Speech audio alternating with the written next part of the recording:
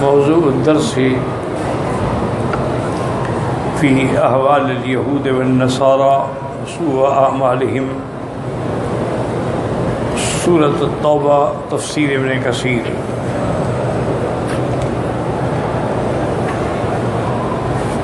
الحمد لله رب العالمين،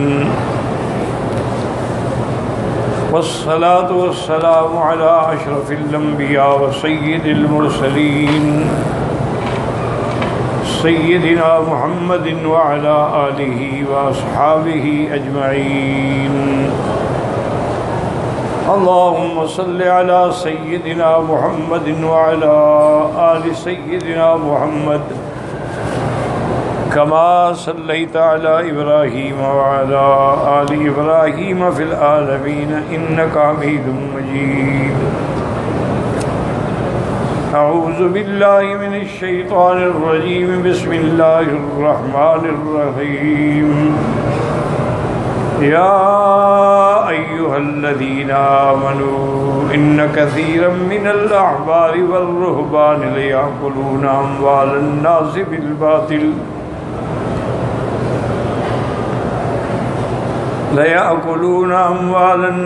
بالباطل ويصدون عن سبيل الله،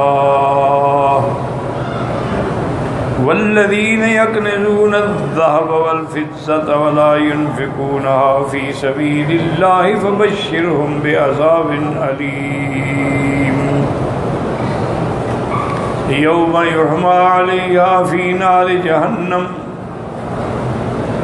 فتقوى بها جباههم وجنوبهم وظهورهم، هذا ما كنزتم لأنفسكم فذوقوا ما كنتم تكنزون۔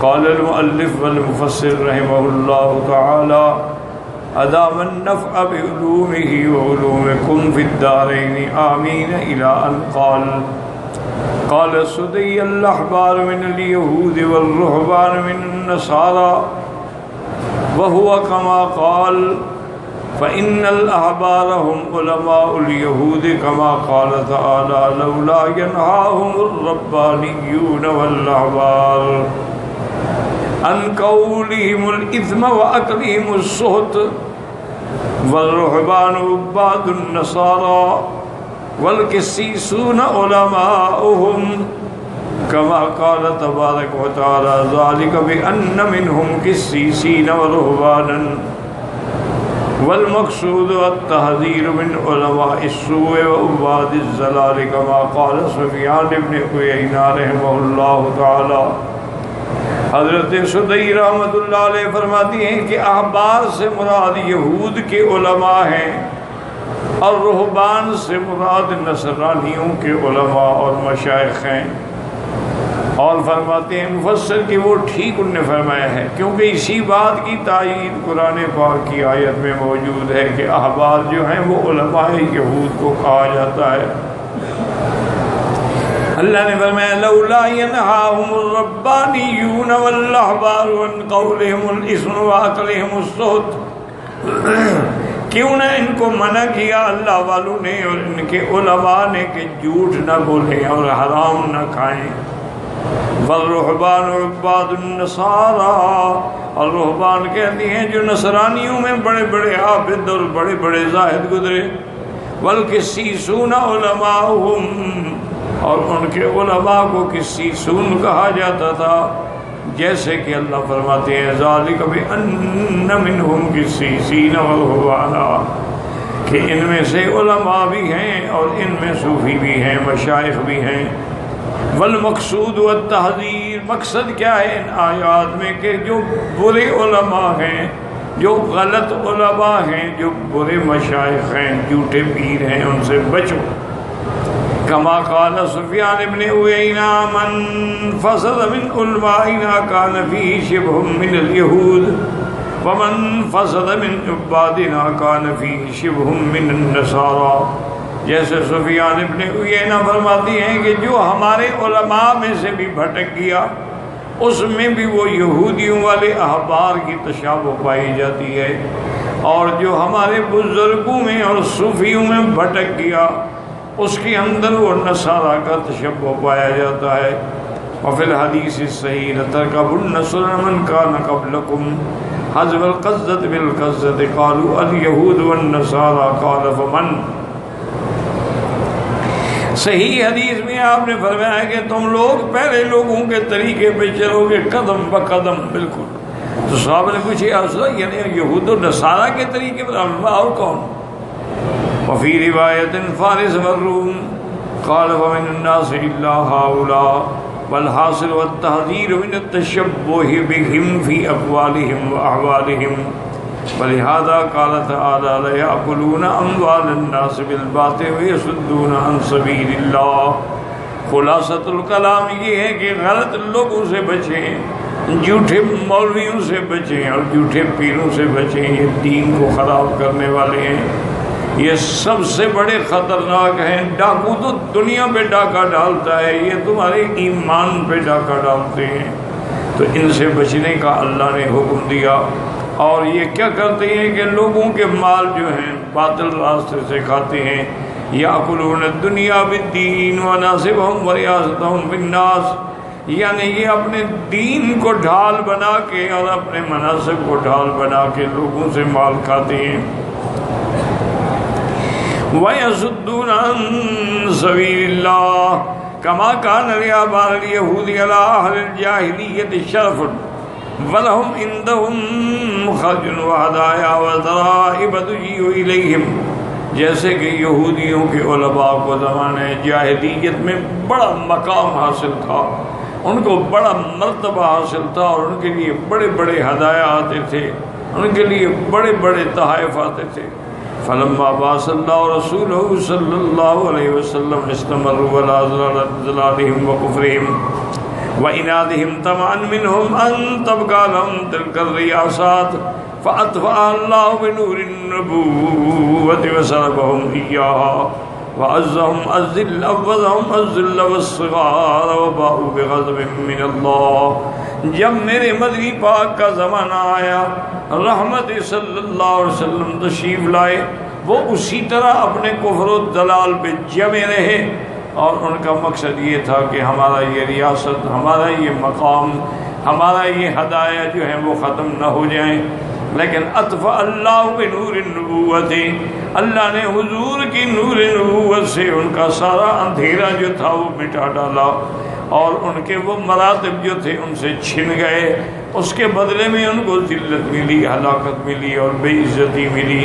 وباءوا بغضب من اللہ، اور اللہ کا غضب بھی ان کے نصیب ہوا. تو اب ان آیات میں یاد رکھیں جو اللہ تبارک و تعالی نے قرآن مقدس میں جتنی بھی واقعات ہیں، قصص ہیں، سابقہ امتوں کے احوال ہیں، یہ کوئی تاریخی بات نہیں ہے کہ ہمیں بس تاریخ بتا دی جائے کہ موسیٰ علیہ السلام تھے، عیسیٰ علیہ السلام تھے. ان کے اندر ہمارے لیے ہدایات ہیں، ان کے اندر ہمارے لیے عبرتیں، ان کے اندر ہمارے لیے مواعظ اور نصائح ہیں کہ دیکھو یہ کام تو یہودی علماء اور صوفی نصارہ کا تھا کہ لوگوں کے مال کھاتے تھے جھوٹ سے، غلط فتوے دینا، آیات کو بیچ دینا، احکام کو بدل ڈالنا، لوگوں کو اپنی منصب اور جاہ کے ذریعے فائدے پہنچانا، بڑے بڑے بادشاہوں کو سفارشیں کرنا اور لوگوں کا مال کھانا، یہ تو ان کا مقام تھا، یہ علماء حق کا مقام تو نہیں. اسی لیے علماء نے فرمایا ہے کہ علماء سوء اور علماء حق یاد رکھیں. علماء سوء مانا برے علماء، جھوٹے مولوی. علماء حق مانا حق والے علماء اور سچ کہنے والے علماء. انہوں نے کہا کہ ان دونوں کا فرق کیا ہے، ہمیں کیسے پتہ لگے؟ تو انہوں نے کہا کہ ان کی کیفیت پہ نظر رکھیں کہ جو لوگ علماء سوء اور علماء ضلال ہیں، جھوٹے مولوی اور جھوٹے پیر ہیں، ان کی نظر ہمیشہ دولت پہ ہوگی، مال پہ ہوگی، دنیا پہ ہوگی۔ ان کا پہلا مقصد ہی یہ ہوگا کہ دنیا حاصل ہو، مال حاصل ہو۔ اور جو علماء حق ہیں، جو صوفیاء حق ہیں، جو اولیاء حق ہیں، ان کی نظر اللہ کی رضا پہ ہوتی ہے، انہیں دنیا سے کچھ نہیں چاہیے ہوتا۔ انہوں نے کہا یہ قرآن پاک میں ہے، قرآن پاک کو پڑھیں، اس میں غور کریں کہ انبیاء نے ہمیشہ یہی کہا کہ لا اسألکم علیہ اجرا، اپنی قوم سے ہمیشہ یہ کہ ہمیں تم سے کچھ نہیں چاہیے، کوئی ہمیں ہدیہ دے دو، ہمیں کوئی منصب دے دو، ہمیں کوئی مقام، ہمیں کچھ نہیں چاہیے۔ ان اجری الا علی رب العالمین، ہمارا بدلہ تو رب العالمین جو ہے وہ عطا فرمائیں گے، دنیا میں بھی اور آخرت میں بھی۔ اور جو علماء سو ہیں، اب دیکھیں کہ جب موسیٰ علیہ السلام کے مقابلے پر فرعون نے ساحروں کو بلایا، اس وقت جادو کا بڑا دور تھا، ان کے نزدیک جادوگر بڑا عالم ہوتا تھا، تو ہزاروں کی تعداد میں وہ جادوگر اکٹھے ہو گئے، جادو کا سامان بھی لے آئے حضرت موسیٰ علیہ السلام کے مقابلے پر۔ اور فرعون سے جب ان کے بڑے بڑے جو تھے نا، جو ان کے سردار تھے، وہ بڑے بڑے، ان کی ملاقات ہوئی تو پہلی بات انہوں نے یہی کی کہ اِنَّ لَنَا لَأَجْرًا إِن كُنَّا نَحْنُ الْغَالِبِينَ، کہ اگر فرعون ہم غالب آ جائیں، موسیٰ علیہ السلام کو شکست دے دیں تو ہمیں ملے گا کیا؟ فرعون نے کہا کیا کہتے ہو، اگر تم غالب آ جاؤ تو میں تو تمہیں اپنا مقرب بنا لوں گا، اپنی کابینہ میں شامل کروں گا، تمہیں بڑے عہدے دوں گا۔ قال نعم انکم اذا لمن المقربین۔ تو اب دیکھیں ان کی نظر عہدے پر تھی، دولت پر تھی، فرعون کی قوت پر تھی، اور پیغمبروں کی نظر اللہ کی رضا پر تھی۔ لا اسألکم علیہ اجرا۔ اور اتنی احتیاط ہوتی تھی علماء حق کے نزدیک کہ کوئی پیسہ غلط اندر نہ آ جائے، یعنی حرام کا مال نہ آ جائے، ناجائز مال مغصب شدہ نہ آ جائے، غریبوں یتیموں کا لٹا ہوا مال نہ آ جائے، بڑی احتیاط ہوتی۔ میں نے پہلے بھی شاید ذکر کیا تھا، میرے استاذ تھے حضرت گمانوی رحمۃ اللہ علیہ، اللہ ان کی قبر پہ کروڑوں رحمتیں فرمائے۔ تو ایک دن مجھے فرمایا وہ بیٹ کا کچے کا علاقہ، ہمارا ہے نا کچے کا علاقہ بیٹ کہلاتا ہے، بیٹ کے علاقے میں پتہ نہیں وہ بیٹ بھتڑ کا موضوع تھا یا بیٹ سوئی کا موضوع تھا، کہا فلاں ایک بزرگ ہیں ان کے پاس جاؤ مدرسے کا چندہ لیا۔ اب استاذ کا حکم تھا، اور اس زمانے میں نہ تو کوئی راستہ تھا پاس یا سائیکل چلانے کے،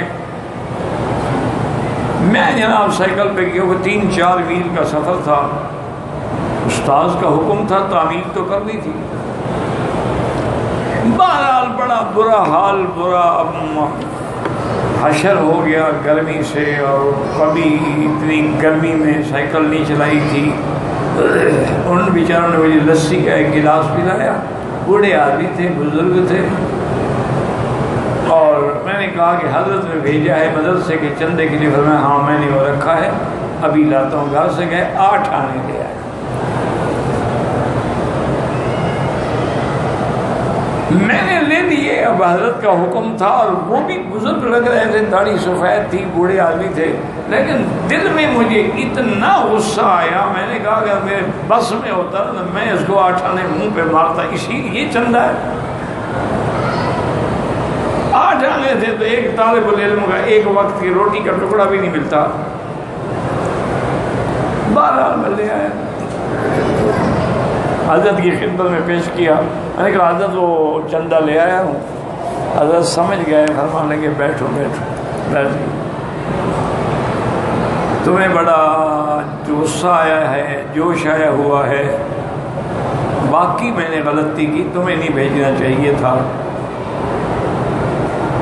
تم ناز و نعم کے پلے ہوئے بندے ہو، میں نے تمہیں کہاں کچے میں بھیج دیا، لیکن میں نے کہا تھوڑا سا اس کا بھی امتحان ہو جائے، یہ جاتا ہے کہ نہیں جاتا ہے۔ باقی نے کہا بیٹا یہ طلباء جو ہیں یہ حضور کی حدیث پڑھنے آئے ہیں، اللہ کا قرآن پڑھنے، میرے بعد یہ اللہ کے نبی کے مہمان ہیں،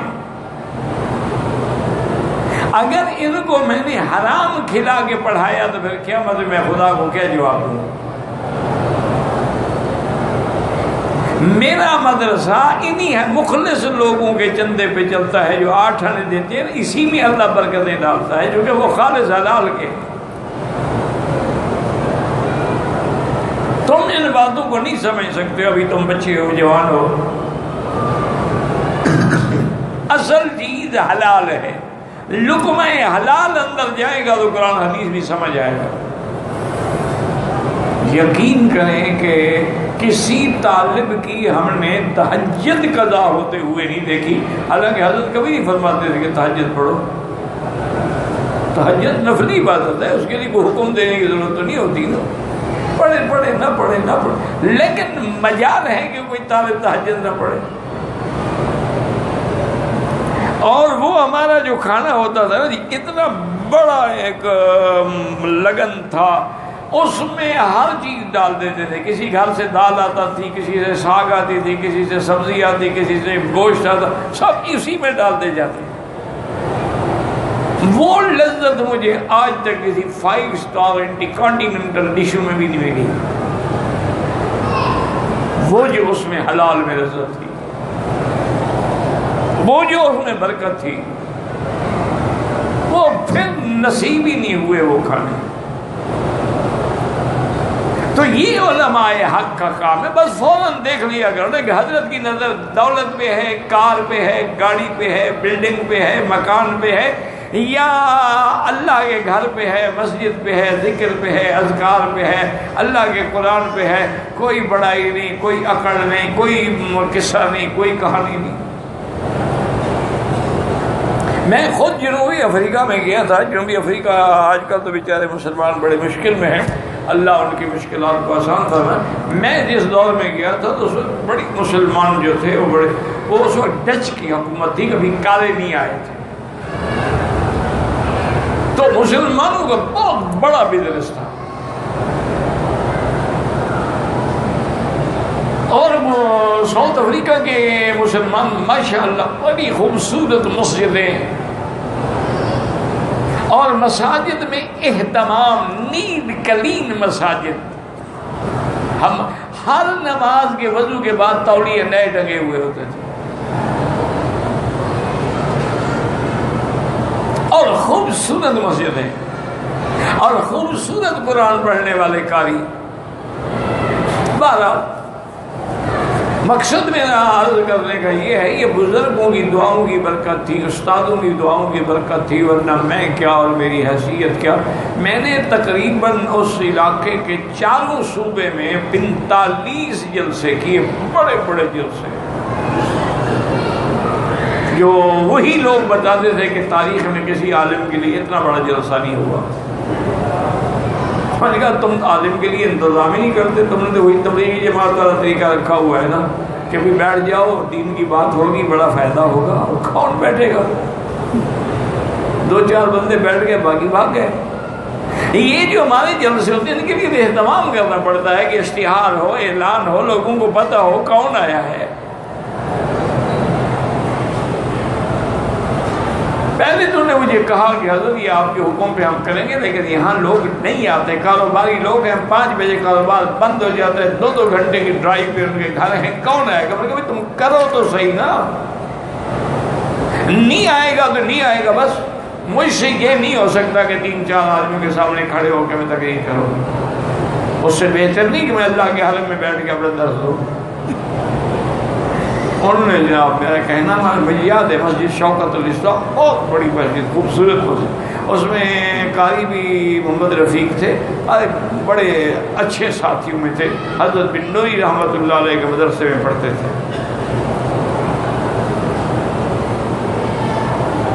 اس وقت سے ہماری وہ ایک قسم کی دوستی تھی۔ اب جناب یہ ہے کہ اعلان یہ ہوا کہ بھائی انشاءاللہ مغرب کے نماز کے بعد جو ہے وہ تقریر شروع ہوگی، لیکن عشاء کی اذان جو ہے وہ حالات کے مطابق ہو سکتا ہے کچھ دیر کر دی جائے۔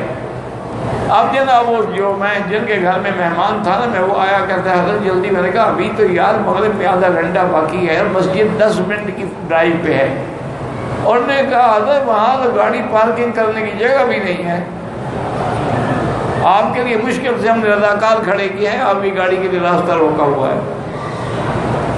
میں نے کہا آپ کہتے ہیں یہاں لوگ نہیں آتے؟ انہوں نے کہا حضرت مسجد بھر گئی، اندر بھر گیا، باہر ہم نے بازار سے فوراً کرائے پر وہ قالینیں منگوا کے بچھا دی ہیں، لیکن وہ بھی فل ہو گئی ہیں، اور ابھی تو لوگ آ رہے ہیں، ابھی تو اذان ہی نہیں ہوئی مغرب کی۔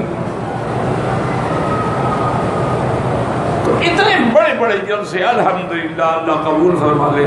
واپسی میں آیا تو نیروبی ایئرپورٹ پہ ایک بریلویوں کے مولوی تھے، ویسے وہ مولوی تھا اس میں کوئی شک نہیں، مولوی بھی تھا مفتی بھی تھا، میں نام نہیں لیتا اس کا، اللہ عالم زندہ ہے یا فوت ہو گئے۔ تو بہرحال وہ ان کا اچھے علماء میں سے تھا، اس میں کچھ ٹھیک ہے بریلوی تھا، اہل بدعت میں سے تھا، لیکن مولوی تو تھا۔ اس نے مجھے دیکھا تو آیا، بڑی محبت سے مجھے ملا، حالانکہ مجھے توقع نہیں تھی کہ یہ بندہ مجھے ملے گا، اور میرے ساتھ ہی بیٹھ گیا اور کہتا ہے جی مجھے چائے پلائیں۔ میں کہا ٹھیک، میں نے ساتھی کو بھیجا چائے فرسٹ کلاس کا بنا کے، فریش قسم کی چائے لے آؤ۔ مجھے کہنے لگا مکی صاحب میں جہاں گیا ہوں نا ہر جگہ آپ کے اشتہار لگے ہوئے تھے، تو کتنے جلسے ہوئے آپ؟ میں نے کہا تقریباً 4 صوبوں میں شمار کیا جائے تو تقریباً 45 جلسے ہوئے ہیں، ڈربن میں بھی، کیپ ٹاؤن میں بھی، اور انہوں نے کہا اچھا پیسے کتنے ملے تمہیں؟ سچی بات بتاؤ، مولوی بھائی ہیں آپس میں تو کوئی پردہ نہیں ہوتا ہے۔ میں نے کہا کہ سچی بات پوچھتے ہو؟ میں نے بٹوا کھولا، میں نے کہا یہ 20 راؤنڈ مجھے ملے ہیں، اور یہ بھی اس طرح ملے ہیں کہ وہاں مجھے کسی نے کہا کہ اللہ والے ایک رہتے ہیں مشین چلا کے روٹی کھاتے ہیں، لیکن ولی من اولیاء اللہ ہیں، اسی شہر سے ہم گزر رہے ہیں، اگر آپ فرمائیں تو گاڑی روک کے ان کی زیارت کا، ان کا بالکل چلے، ان کی ہم زیارت ہو گئے۔ تو انہوں نے کہا مکی صاحب آپ کے پاس ٹائم نہیں ہے، میرے پاس ذریعہ نہیں ہے، بس یہ میرے ہدیہ قبول کر لو، کہیں بیٹھ کے میرے حساب میں کھانا کھا لیں۔ انہوں نے کہا مجھے تو یہ ہدیہ ملا ہے جو میں نے رکھا ہوا ہے۔ کہتا ہے کمال ہے، میں نے ساری 10 تقریریں کی ہیں تو میں تو 3 لاکھ روپے لے کے جا رہا ہوں۔ میں نے کہا تم پیسے لینے آئے تھے لے کے جا رہے ہو؟ میں تو پیسے لینے نہیں آیا۔ تو یہ ایک فطری بات ہے، فوراً کہیں کہ پتہ نہیں، بالکل غلط بات۔ تمہیں درزی کا پتہ لگ جاتا ہے کہ کون اچھا ٹیلر ہے، تمہیں گھڑی کا پتہ لگ جاتا ہے کہ کون سی گھڑی جو ہے وہ نام ہوتی ہے، مقام ہوتا ہے اس کا، ہر چیز کا تمہیں پتہ ہے۔ تمہیں یہ پتہ نہیں لگتا کہ جھوٹا مولوی ہے یا سچا مولوی ہے، تمہیں پتہ نہیں لگتا کہ جھوٹا پیر ہے یا سچا پیر ہے۔ نام محرم عورتوں سے جو پاؤں دبوا رہے ہیں وہ بھی کبھی سچا پیر ہو سکتا ہے۔ جن پیروں کے درباروں پر منشیات کے اڈے ہوں، بھنگ گھوٹی جا رہی ہو، ملنگ دھڑنگ کھڑے ہوئے ہوں، کیا سمجھتے ہو کہ یہ سچے لوگ ہیں؟ تمہیں بالکل پاگل ہو تم۔ اللہ والوں کے دربار میں جاؤ گے وہاں تو جناب مسجد ہوگی، چٹائی ہوگی، ایک عام سادہ سی چارپائی ہوگی، روٹی سوکھی یا صبح والی یا دوپہر والی وہ ملے گی۔ اگر اللہ نے کچھ فراخی دے دی ہے تو چلو کچھ اچھا کھانا مل جائے گا، لیکن ان کو اللہ نے ایسا استغنا دیا ہوتا ہے نا کہ ان کا دل غنی ہوتا ہے، اور یہ جو جھوٹے مولوی اور پیر ہیں نا ان کا دل بھوکا ہوتا ہے، کروڑوں بھی آ جائیں ان کا پیٹ نہیں بھرتا۔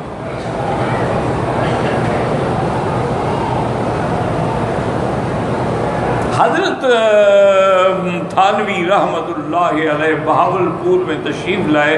اس دور میں اسٹیٹ تھی اور صبح صادق یعنی صادق محمد خان نواب تھے. کسی مسئلے میں ان کو بلایا گیا تھا, وہ تشریف لائے. 2 دن 3 دن رہے. جب جانے لگے تو نواب صاحب نے ایک تھیلی جس میں اللہ عالم کتنی اشرفیاں تھیں سونے کی, بڑے ادب سے بڑے احترام سے پیش کی. تو فرمایا کہ نواب صاحب ناراض نہ ہوں, میں نہیں لے سکتا. نگاہ حضرت نہ زکوٰۃ ہے نہ صدقہ ہے, یہ تو ہدیہ ہے. اور ہدیہ لینا قبول کرنا تو حضور کی بھی سنت مبارک ہے. اللہ کے نبی بھی ہدیہ قبول فرماتے تھے. فرمایا نواب صاحب آپ نے مسئلہ تو بیان کیا لیکن آدھا بیان کیا. اصل بات یہ ہے کہ ہدیہ وہ ہوتا ہے کہ من غیر طمع ولا اشراف نفس, کہ دل میں طمع بھی نہ ہو اور دل متوجہ بھی نہ ہو, یار یہ میرا شاگرد ہے گھر گیا تھا میرے لیے کچھ لایا ہوگا. تو پھر اگر کسی نے آ کے دیا ہے وہ ہدیہ ہے, وہ لے لو. اگر دل میں طمع ہے کہ بڑا آدمی ہے کچھ نہ کچھ تو دے گا, یا طبیعت متوجہ ہے کہ یار یہ نواب لوگ ہیں خالی تو نہیں بھیجتے نا, کچھ نہ کچھ ہدیہ تو دیں گے, تو وہ ہدیہ نہیں ہوتا, اور تو لینا ناجائز ہے. میں جب تھانہ بھون سے نکلا تھا تو مجھے اسی وقت خیال آیا تھا کہ یہ نواب صاحب ہیں, یہ ضرور کوئی نہ کوئی ہدیہ دیں گے. تو اب اشراف نفس ہو گیا, لہذا میرے لیے تو حرام ہے.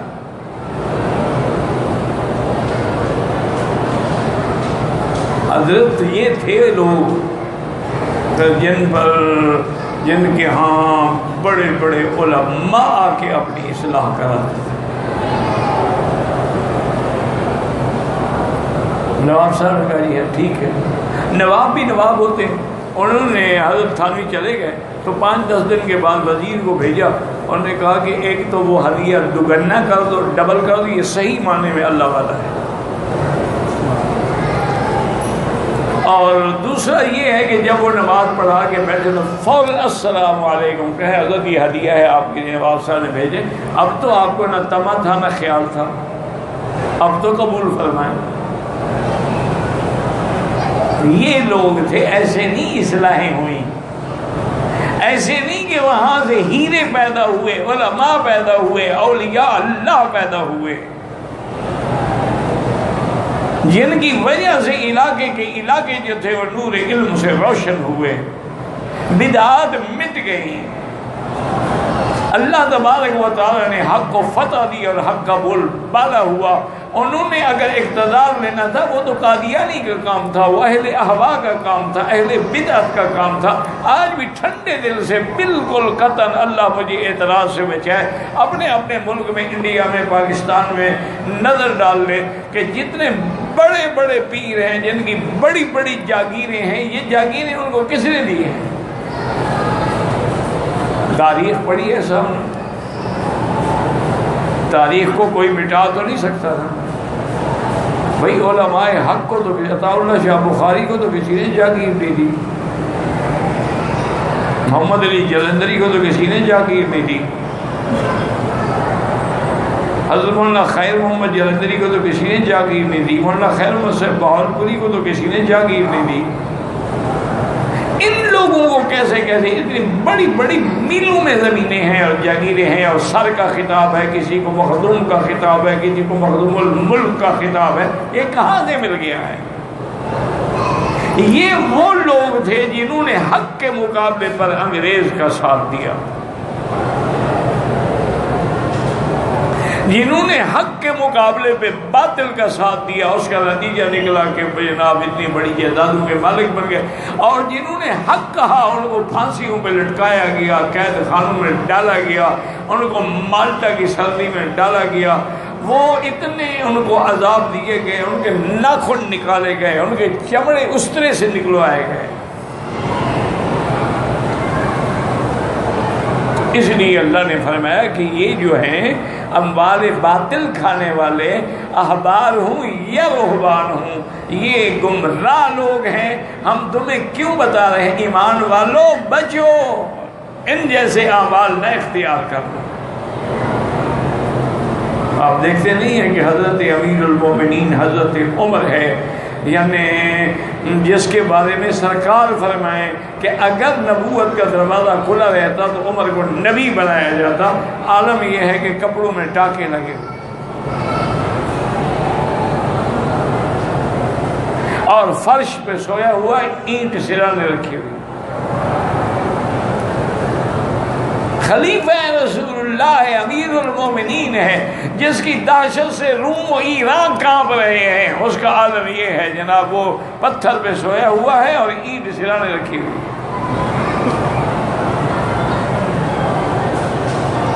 ملک میں جب قحط بڑا حکم دے دیا کہ میرے کھانے کے اندر کوئی ایسی چیز نہ لائی جائے جو غریب پوری مل سکتی ہے، اگر وہ سوکھی روٹی کھاتا ہے عمر بھی سوکھی روٹی کھائے گا، ورنہ میں خود قیامت میں کیا جواب دوں؟ بیت المال میں جاتے تو 2 رکعت نفل پڑھ کے کہتے یا اللہ میں تیری عبادت کر کے اس بیت المال کی کوٹھڑی کو زمین کو گواہ بنا رہا ہوں کہ میں نے اموال مسلمین میں کوئی خیانت نہیں کی۔ بس دعا کریں کہ اللہ ہمیں علماء حق کی صحبت نصیب کرے اور اولیاء حق کی صحبت نصیب کرے۔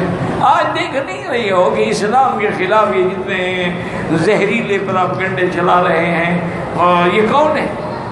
یہی تو ہے، یأکلون اموال الناس بالباطل۔ اسی لیے حضور نے فرمایا تم یہ نہ سمجھو تم بھی انہی کے قدم پہ چلو گے الا جس کو اللہ تعالیٰ نے بچا دیا۔ اس لیے فرمایا یا ایھا الذین آمنوا ان کثیرا، یاد رکھیں ان کثیرا سے دلیل ہے کہ سارے ایسے نہیں تھے، ان میں بہت سارے ایسے تھے، لیکن کچھ لوگ ایسے بھی تھے جو صحیح معنوں میں اسلام لے آئے، جیسے عبداللہ ابن سلام ہیں، ابن سوریہ ہیں، اور بہت سارے لوگ ہیں جو آئے اور اسلام لائے اور سچے پکے مسلمان ہو گئے۔ ان کثیرا من الاحبار، احبار یہودیوں کے مولویوں کو کہتے تھے، والرہبان اور نصارہ کے صوفیوں کو کہتے تھے، کیونکہ ان کے اندر یہ تھا کہ وطن چھوڑ دیا، چلہ کشی کر رہے ہیں، درختوں کے نیچے بیٹھ رہے ہیں، وہ جیسے آپ کے آج کل کے جوگی کرتے ہیں۔ اسی لیے قرآن کہتا ہے کہ وہ ان کے جو عالم تھے نصرانیوں کے، ان کو کسی سین کہا جاتا تھا، لیکن لَيَأْكُلُونَ أَمْوَالَ النَّاسِ بِالْبَاطِلِ وَيَصُدُّونَ عَن سَبِيلِ اللَّهِ أي وهم مع أكلهم الحرام يصدون الناس عن اتباع الحق ويلبسون الحق بالباطل ويظهرون لمن اتبعهم من الجهلة أنهم يدعون إلى الخير وليسوا كما يزعمون بل هم دعاء إلى النار يوم القيامة لا ينصرون۔